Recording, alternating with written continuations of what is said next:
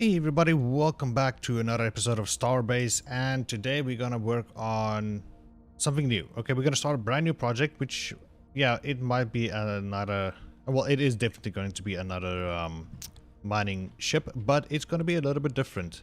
What the difference will be, you ask? Well, let me show you. So we have the wildebeest out here, the wildebeest, and I have written a small code quickly just to test out my theory, and it seems like it will work. I hope it will. We will see. But yeah, in front of us we have ore crates, and this will be the plus minus of how big a asteroid could be. Well, just a rough estimate, yeah. Anyway, an estimate size of a asteroid which we can go mine. And back there, as we can see, I've added a new Ural chip, which I will showcase in a second. But what we're gonna do is quickly just take a quick reverse, backing up a little. And the whole idea for this ship, or this next idea I have, is a ship that can, like, if we point to an asteroid and we hold it there for a second, then I go ahead and press a button and the ship will automatically go forward and mine for us. Step by step, we will one day hopefully automate mining as a whole. Okay, so let me just get ourselves moving a little bit forward. So what I've done is I've installed a rangefinder panel or display over here just to show us the range of how far away the asteroid is. And as we can see, it is hitting the blocks of ore crates over there. And the whole idea is to slowly approach it. And I think I've written the code to be at around that number over there, from to be at around 50, I would say. 50, I don't know if it's meters, it might be meters, about 50 meters. And then the ship should be able to slowly go forward on its own. And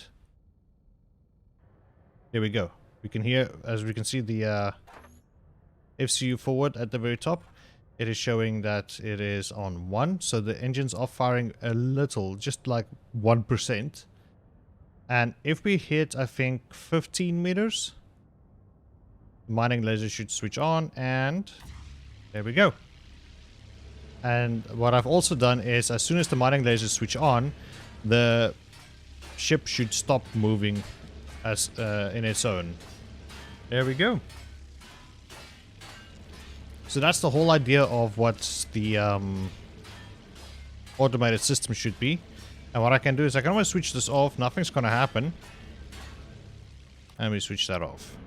Okay, so that is the whole idea of getting, like, if we see an asteroid, we just look for, like, point our laser towards it and hit the button and the button. We hit it and it should fly on its own to an asteroid and try to mine it on its own.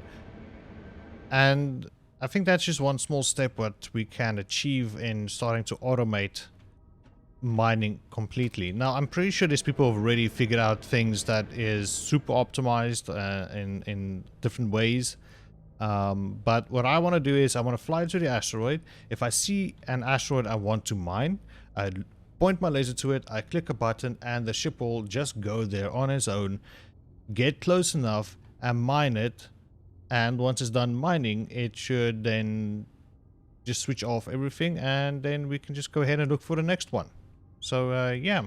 Alright, so now the introductions are done, the idea for the next part of this video, I think I'm gonna just, after this, I'm going to try to design a body for the new mining ship. And it's gonna have sort of the same thing here at the front, like a rangefinder here at the front, but there won't be a cockpit here. It's going to be at the top, okay, so that we can have an open view of everything around us. There's no glass or anything, and it's going to be what I call a naked frame. Now, a naked frame, in my view, is just the beams, okay. We're just going to have a lot of beams, sort of like this. this is a bit of a naked frame in like how I see it. So we have the ore crates and then just the frames holding the beams, holding the ore crates in place. And then it's just no platings, no decals, nothing, any of that sort. It's just going to be basically beams, thrusters, mining lasers, YOLO, and a seat and fuel tanks and whatever else. But no plating, and it's just going to be a straightforward long ship. And we're going to sit on top, and yeah, so let us kick things off. Just hold tight and let us see what we can come up with. We'll be right back.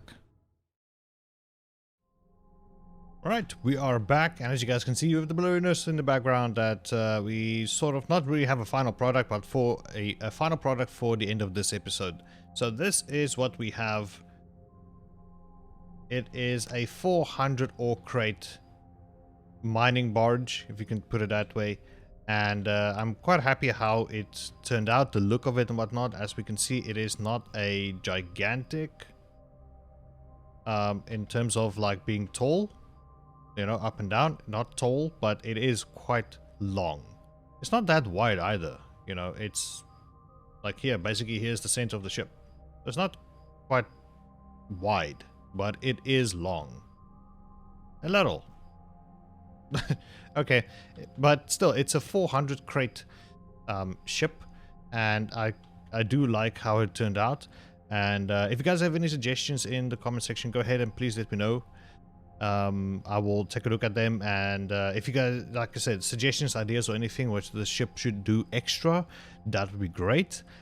If it's a good idea, I will try to incorporate it into this design. Otherwise, I will keep that idea for like a future design. But yeah, this is what I meant by a naked frame. Now, it is no plate or anything. It's gonna basically look like this. I might cover up the what do you call it, the fuel rods and things. I might cover that up, or I might cover up the center part with a maybe frames, maybe something else. I don't know. It kind of looks ugly. I do agree, it does look ugly, but this is like I said, the starter of the ship. We will see how it looks like because of EOSCon.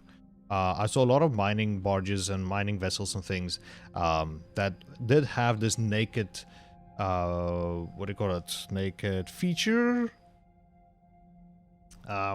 look, the naked look, I could say. Yeah, that's like, I kind of like that, and I sort of want to do the same here as well. And yeah, so we are basically gonna have our rangefinders here at the front with our mining lasers as well. That's why I think I've got like 16 fuel rods, generators, and extra electricity generators, whatnot there. I don't know, this is like a direct copy from the Wildebeest, my other ship. If you guys haven't seen that, you guys should totally check it out. Interesting build. First ship I built, which mines and works and everything. It does look like a cereal box though, but it does work. Like, it has 4 mining lasers. We're only gonna have 2 here, but it has 4 mining lasers, and those generators can keep up with the electricity production. But I'm thinking maybe 2 lasers here. One of the K-Bot company friends,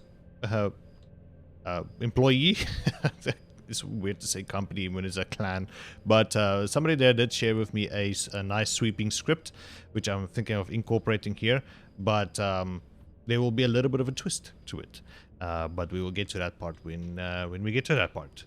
For now, we are just going to focus on getting everything hooked up, nailed down, welded together, getting into flying status. And once that is done, because we have to do, what I'm going to do in between episodes is trying to add more beams and nail this thing down, getting everything hooked up, including the propellant tanks and batteries and things, seat, all that jazz. And then also then I think the next episode we will work on the thrusters and then see if we can get this thing into flying status. Because I really want to get to the YOLO decoding part of this mining barge, because they're like, I have an idea which I would want to try. Like, I did show you guys with the Wildebeest, where it flies automatically to a asteroid, we have to manually point it towards it, but then we just hit a button and it will fly automatically to a asteroid. And that's what I want to do with this ship. That's the whole idea of this ship. But I want to get to that part. And yeah, we have to, and once the mining is done, then we have to manually point it to another ship again, or not a ship, another asteroid for it to, you know, fly to. But that is fine, you know, I don't mind. Like for me, it's kind of tedious to fly and slowly approach. Am I close enough? No. Am I close enough? No. Am I close enough? No. So what I would like to do is to get this thing to sort of do it automatically, so I don't have to worry about it.